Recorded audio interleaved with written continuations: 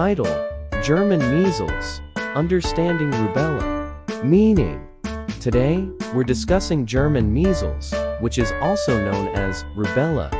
German measles is a contagious viral infection that causes a red rash and flu-like symptoms.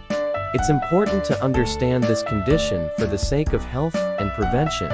Pronunciation: pronouncing German measles is straightforward, ʻdʒʜrmən, ʻmiːzlz, with a soft G and a short E. Use in a sentence.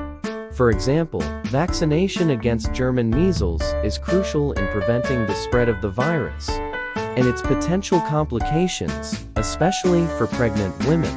Importance: understanding German measles is essential because it can pose serious risks, particularly to unborn children when contracted during pregnancy.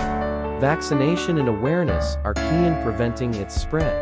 Conclusion: in summary, German measles is a term for the viral infection rubella. Thanks for joining us today on your channel name. If you found this information helpful, please give it a thumbs up. And don't forget to subscribe for more educational and informative content. Stay tuned for our next word exploration. Until then, stay informed and take necessary precautions to protect against German measles.